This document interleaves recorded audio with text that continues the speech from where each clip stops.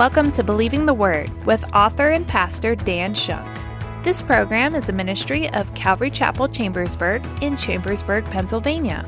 Here's what's coming up in today's message. This attack by Magog is described extremely differently, different forces, different people, different places, than the attack of Magog in their rebellion at the end of the millennial kingdom. You cannot merge the two. Don't confuse the two together. Let's just leave that part there for now. But they'll specifically come in the last years, it says here. So we are talking about an attack that Ezekiel should know it's not going to happen in his days. He's being told that he is giving prophecy of a long time later, and he's okay with that. We've moved from fulfilled prophecy into yet-to-be fulfilled prophecy in Ezekiel 38. Gog and a coalition of nations launch a massive attack against God's restored people. In this current age, many theologians and observers speculate on the modern identities of these nations. And in many ways, it seems as though the chessboard is set. What seems like an unstoppable force is actually under God's control from the beginning. Paralleled to the hearts of the individual, the Lord uses this final conflict to display His power, holiness, and sovereignty before the world. When evil makes its last stand, God wins. No enemy can overcome His purposes, and His victory will reveal to all nations that He alone is Lord. Now here's Pastor Dan in the book of Ezekiel as he continues his message, God's victory over Gog. There are all of these ancient adversaries that have come against Israel historically throughout the scriptures. And we've looked at many of those in the section that we were in from chapter 25 to 32, when Ezekiel was prophesying to these other foreign nations. What were we looking at? We're looking at the Assyrians. We're looking at the people from Tyre and Edom and Moab and all of these nations around them that just, the Philistines, year after year of their history is giving them a hard time, right? These nations described in all through this section, not just Russia and Turkey, have never been adversaries or prophesied to attack Israel until this chapter. It's a very specific prophecy that's waiting until the very end to happen. Now finally, let's continue a little bit further. We wanted to take some extended minutes there at the beginning to really kind of set the stage. And now let's continue into verse 4, okay? Verse 4, I will turn you about. Who's talking? God's talking. Who's he talking to? Gog. He's talking to Gog. I will turn you about, and I will put hooks in your jaws, and I will bring you out, and all of your military force, horses and horsemen, all of them magnificently dressed, a great assembly with large shields and shields. You might have shield and buckler there, same thing. All of them wielding swords. And now it continues in verse 5 with all of these other nations. Persia and Ethiopia and Put. You might have Lydia there. With them, all of them with shield and helmet. In verse 6, Gomer with all of its troops. Beth Togarmah, or you might have House of Togarmah, from the remote parts of the north with all of its troops. Many people with you. In verse 7, be prepared and prepare yourself, you and all your assembly that are assembled about you, and be on guard for them. And so the beginning of verse 4, God talking to Gog says, I am going to put hooks in your jaws and I will bring out your military forces. Well, let's go through these nations that are all listed here real quick. And again, we're not going to explain them. We're just going to say them. If you want to double check me, I encourage you to do that. Persia is listed here. Persia is the name of Iran. In fact, that was the name of Iran up until 1935. So that's an easy one, okay? That the Persians are the Iranians of today. Ethiopia listed here. It's not as clear cut as it should be, as it maybe could be. Ethiopia of old is actually modern Ethiopia and Sudan. In fact, it might be just the modern Sudan. Okay, the Bible's description of Ethiopia is not on the exact plot of land that Ethiopia is today. It's either both Ethiopia and Sudan or just Sudan of today. In fact, I don't know if you're tracking, but in the last 11 or 12 years, even in Sudan, they've had a civil war, and it's now Sudan and South Sudan. And did you know one half is Christian, by the way? Did you know that was a Christian revolution that split that country? It's an interesting, ask Ken Graves. He was there wearing his bulletproof vest like he loves to do. So I'll tell you all about it. So interesting story there in South Sudan. So then we go on and we talk about, you may have a translation there that says put. So the next one is either the word put or Libya. Put or Libya. Put is the ancient name. Libya is the modern name. That is one and the same. Put and Libya. It goes on to talk about Gomer. And again, on our map here, we have Gomer as more parts of Turkey. And also Togarmah is listed, or Beth Togarmah. That just means the house of Togarmah, which again is parts of Turkey. So between the mentions of Meshach and Tubal and then Gomer and Togarmah, you actually have all the parts of modern Turkey that's there listed, which is fascinating. So there's no doubt that modern Turkey is one of the major players in this attack with Russia as the chief. Interesting, though, every single one of these is one of the sons of Japheth. Noah's son Japheth. Every one of them come from Japheth. None of them are from Shem or Ham. They're all from Japheth. Notice Russia here is, in these verses, Russia is being compelled to come. Did you see that in verse 4? This isn't some well, maybe, I don't know, should we go down to Israel and attack them? No, they're being compelled. In verse 4, it says, God says, I will put hooks in your jaws, like catching a fish. And when you catch that fish with the hook, you're forcing them in that direction. There's such a compelling force that they have to do it. They want to do it. It makes sense. And they're told to be on guard for them. In fact, later on in verse 13, you could glance your eyes down there a while. In verse 13, the challenge there in verse 13 is other nations ask if they have come to take a spoil. So you put the two thoughts together here, that Russia is being compelled to come, like having a hook in their jaw, with this message of, have you come to take a spoil or come to take money, financial gain? And that's exactly what you see. Something is going to happen that makes financial sense for Russia to come and invade. Now, I'm always very careful that we don't overdo that. This is where we get ourselves discredited in front of the world, when we start to say things that are too specific, that we don't know. I know from the scripture there will be a financial reason that Russia feels compelled to go down into Israel. What that will be, we don't know. We can take some good guesses, but that's where we need to be careful. We explain that's what the Bible says. Now let me continue and take a guess at what it could be. And that's okay, as long as we make that clear so we don't accidentally discredit ourselves. And there's a lot to be said about this Gog of the land of Magog, Russia.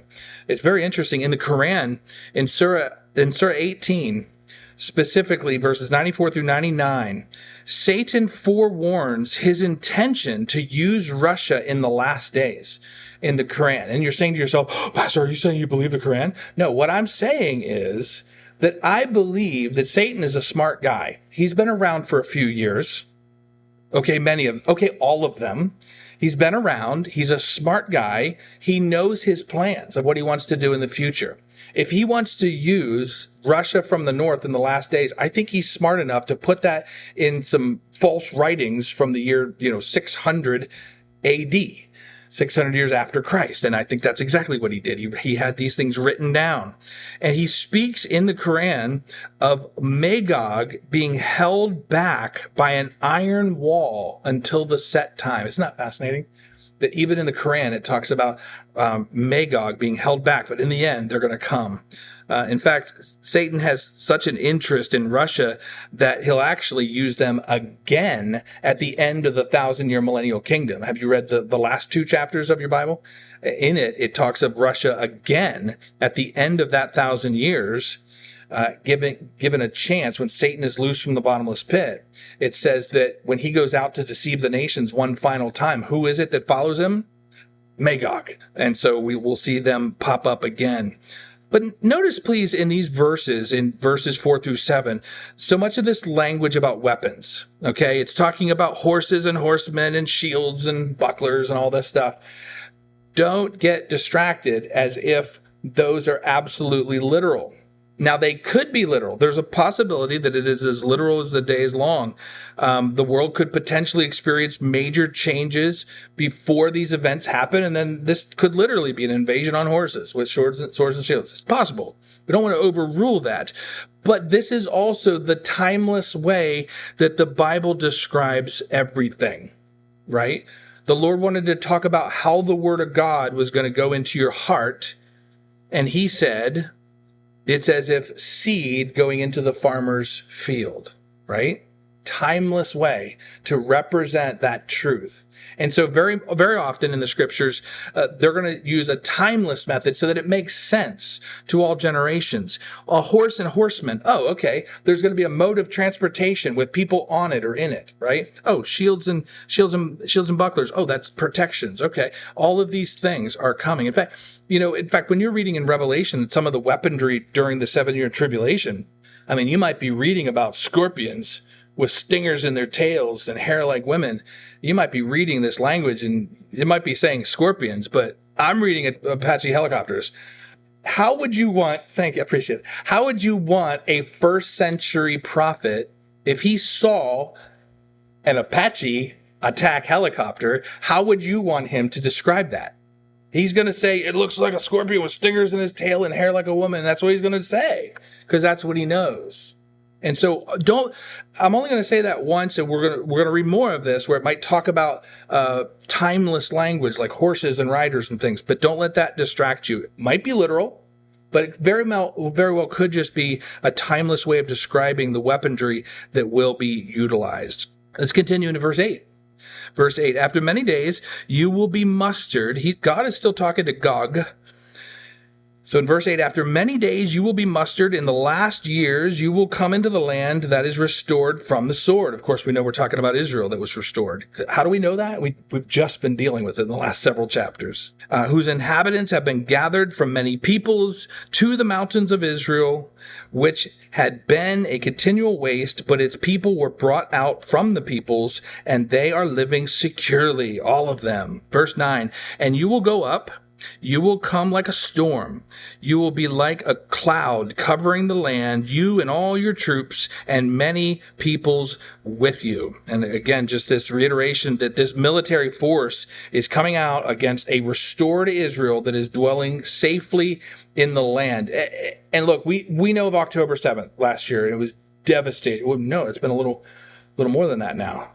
But we know of that devastating attack, and we think that was horrendous, and it was. Absolutely horrendous. I mean, when you calculate the numbers they lost compared to their population, it was worse than our 9/11. But over the decades since Israel's come back into the land, they have continually dwelt more and more secure every decade. They continue on the progress in that direction to be one of the most prosperous and secure countries around. Of course, that was a heinous event that happened on October 7th. So Israel will continually grow more secure towards the end. We know that. That's all through the scriptures. But note that this purpose of Russia coming and attacking Israel here, this attack is different in purpose and also in scope from this Russian attack of after the millennial kingdom that's described in Revelation chapter 20.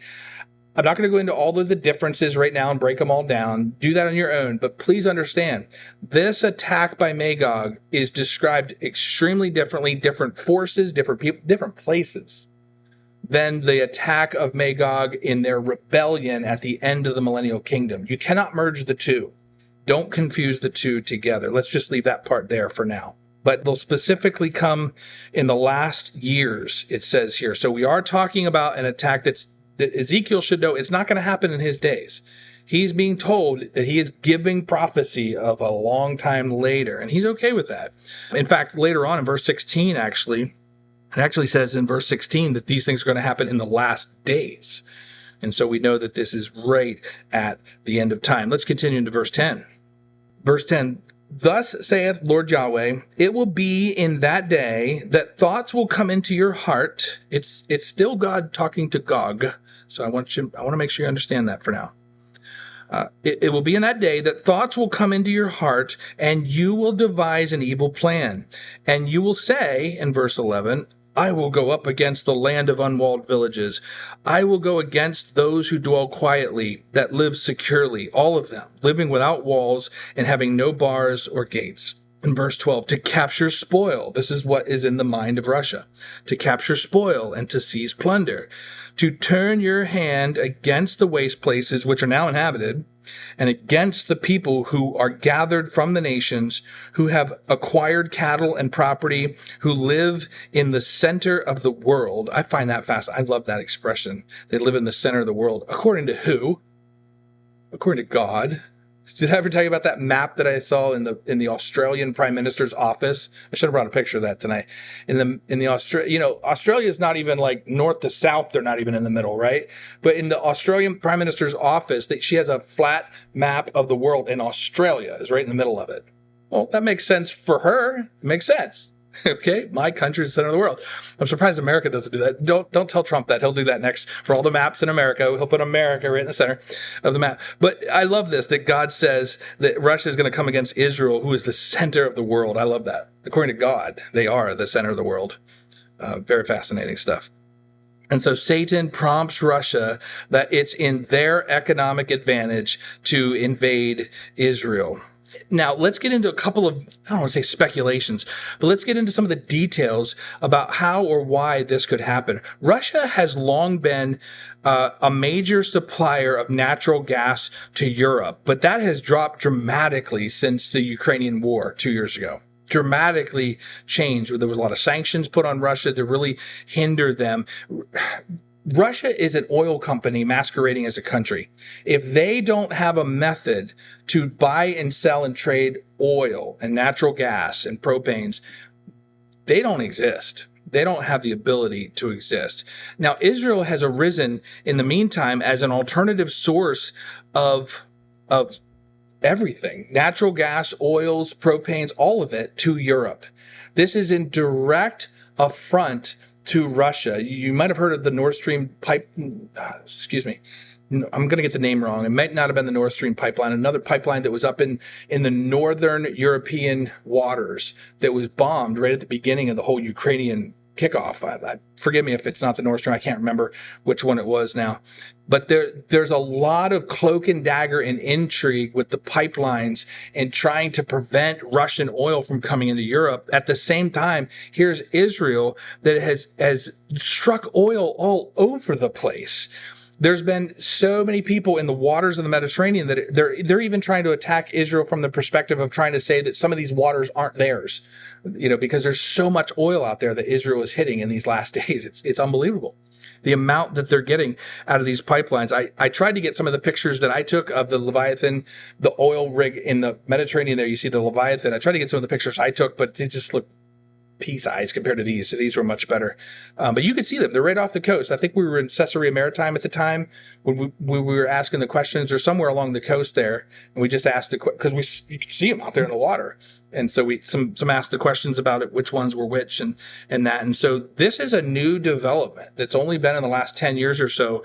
And these are the two prominent ones that are out there in the Mediterranean. And at this point today, in 2025, Israel already has major partnerships with both Egypt and Cyprus to not just buy and sell, but to transit through their markets, which is really important because you might know that the Cypriot people are both Greek and Turkish. The island of Cyprus is split into two. Okay. And so they're getting inroads through this European island of Cyprus to get their oil not just sold, but piped into Europe through Cyprus and then through Turkey. And so it's all about not just the sale of it, but the transport of it.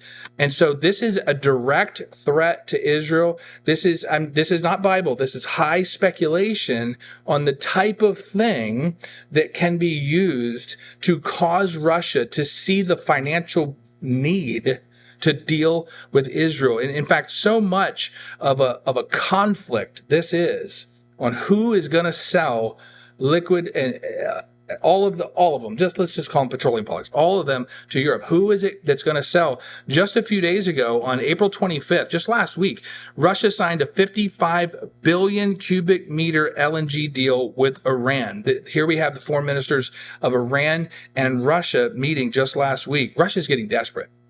They have to sell to anybody now. And I don't know if you heard this one, but this was just in the news today that Trump announced that anybody that's buying or selling petroleum products with Iran, this was just in a tweet today, I think. It wasn't a tweet, it was a truthism or whatever he's doing these days, that he posted somehow on one of the sites. That there's going to be further sanctions put against anybody that would buy or sell any petroleum products with Iran. Just today, that happened. So this stuff is as fresh as they get.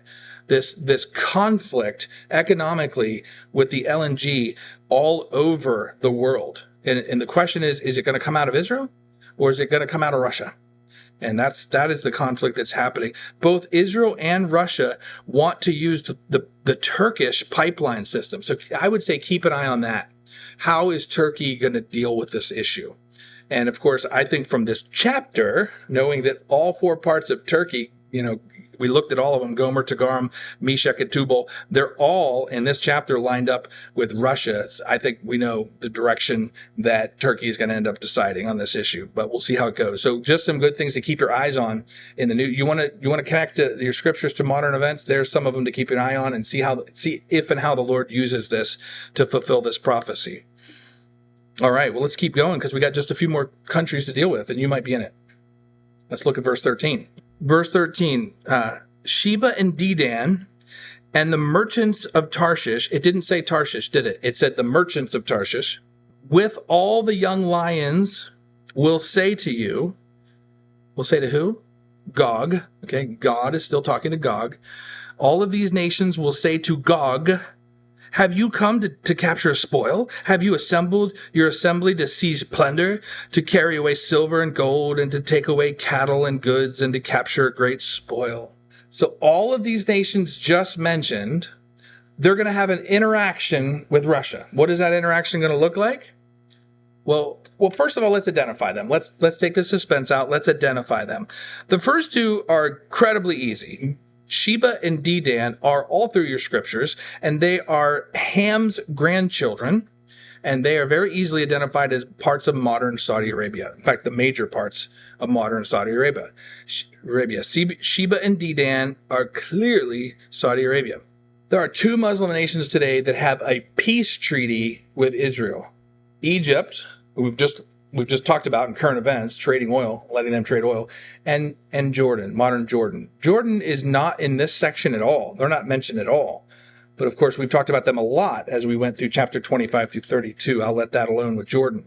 But interesting, all of this talk recently about Saudi Arabia signing the Abraham Accords with Israel and coming into peace with Israel, I foresee that that's not going to go south, that in some capacity, Saudi Arabia will continue to, at a minimum, put up with Israel, and at a maximum, they might just enter a full-blown peace plan, because here they are in the last days looking at this attack, and they are not helping Russia in this attack. So Sheba and Dedan, Saudi Arabia, are mentioned here. Then it says the merchants of Tarshish are another nation that sort of looks on and asks these questions. It's not Tarshish is kind of easy to identify. Tarshish was modern, you might say Portugal on the tip of Spain, but definitely Spain. Okay, this is where Tarshish was. We think of Jonah and the whole story there. So Tarshish was there. Well, who are the merchants of Tarshish? It's the farthest ends of the world in those days. Some scholars would only go so far as to say this goes out to Spain and Portugal. Many scholars would say that these merchants of Tarshish would even go out as far as Germania and Britannia. What we know is England and Germany today, right? I'm kind of in that school of thought that these merchants of Tarshish certainly went all through Europe, even in these days, okay? But it goes on. It doesn't stop there, does it?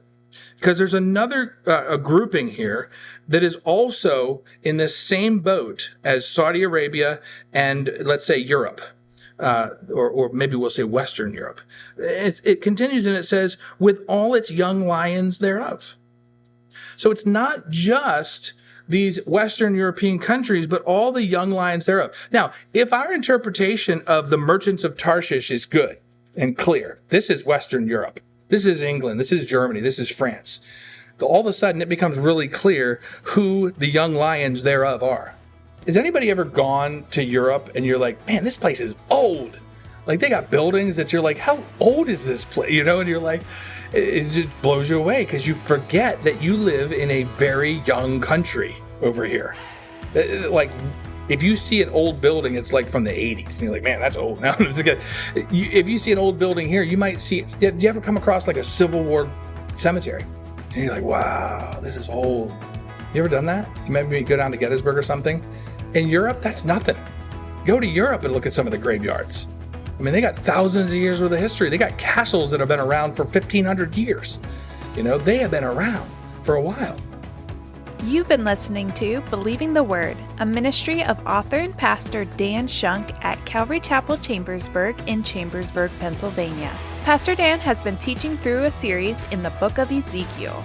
We'd love to get connected with you and hear about how God is working in your life through this teaching program.